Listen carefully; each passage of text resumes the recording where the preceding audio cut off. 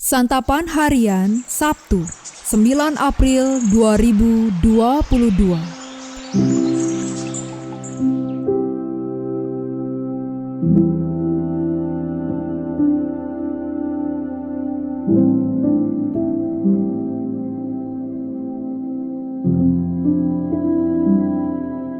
Inilah program Santapan Harian, sebuah program yang mengajak Anda menelusuri isi Alkitab, agar Anda menemukan makna firman Tuhan sesuai dengan konteksnya. Santapan Harian tertuju bagi Anda yang ingin memiliki kehidupan rohani yang segar, kuat, dan sigap.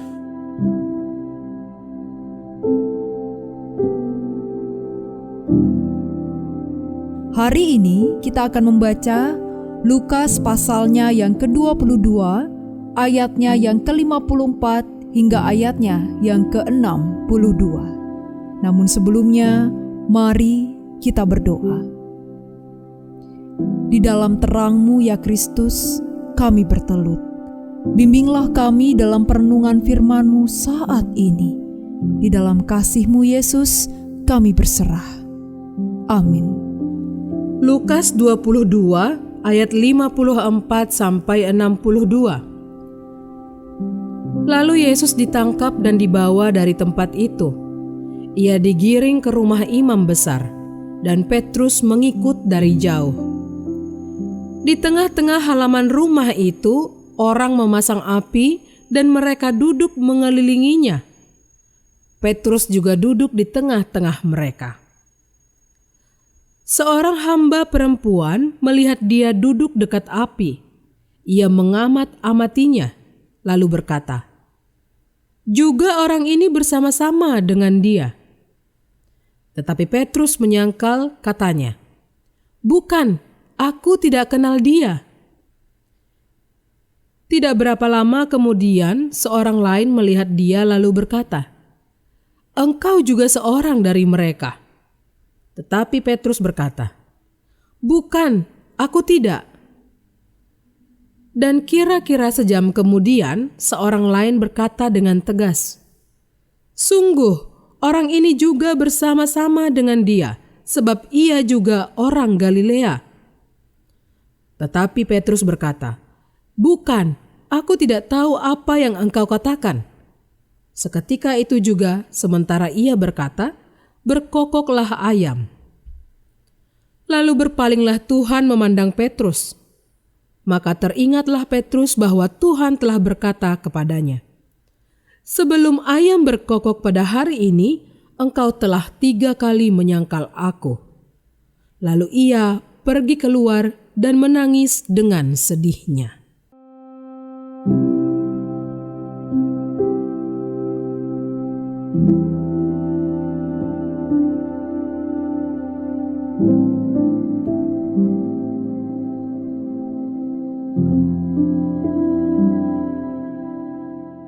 Sahabat Santapan Harian, akhirnya Kristus ditangkap. Petrus mengikuti dari jauh. Ada rasa takut dan khawatir yang menggelayuti hatinya. 3 kali orang mengenalinya sebagai pengikut Kristus. 3 kali pula ia menyangkal. Begitu penyangkalan ketiga diucapkan, seketika itu juga ayam berkokok 3 kali. Seperti yang pernah Kristus katakan. Pada saat itu pula berpalinglah Tuhan memandang Petrus. Hancurlah hati Petrus mengingat kata-kata pongahnya dan apa yang pernah sang guru ucapkan. Ia pun keluar dan menangis dengan sangat sedih. Dari keempat Injil, hanya Injil Lukas yang menulis bahwa Kristus memandang Petrus. Pandangan mata itu seketika membuat Petrus sadar akan kerapuhan dan penyesalannya. Pandangan itu mengingatkannya betapa Tuhan sudah memberitahu tentang kerapuhan yang akan muncul di tengah kondisi sulit yang akan ia hadapi. Tatapan itu membuatnya sadar bahwa bersumpah jauh lebih mudah daripada menepatinya. Tatapan itu sangat menohok hatinya agar belajar tidak sesumbar lagi di masa yang akan datang. Tatapan mata Kristus itu menolong Petrus dan juga kita di masa kini untuk mampu memandang kerapuhan di dalam diri kita. Inilah yang kemudian kita jadikan titik balik dalam hidup.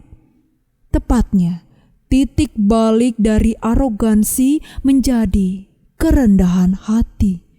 Agar kita menerima dan mengakui kerapuhan diri serta hidup dengan lebih baik dan bijak. Dalam hidup ini, Tuhan selalu berkenan memandang kerapuhan diri dan hidup kita melalui berbagai peristiwa agar kita mampu memandang, menerima, dan mengakui kerapuhan diri kita. Berbagai masalah dalam kesehatan, keuangan, pekerjaan, dan studi, juga masalah yang muncul dari orang-orang terdekat kita, sering menjadi cara Tuhan memandang kita. Tujuannya adalah agar kita mampu melihat kerapuhan diri dan hidup kita, lalu bertobat di hadapan Tuhan. Tatapan mata Kristus itu juga adalah tatapan mata penuh belas kasih. Tatapan itu tidak hanya mengingatkan kita, tetapi juga menawarkan belas kasih untuk menolong kita.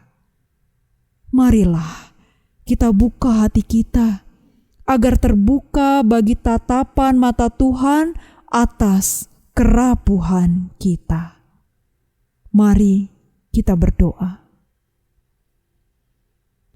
Pergumulan demi pergumulan tak dapat terelak dari ziarah kehidupan kami, dan raga pun tak selalu berdaya.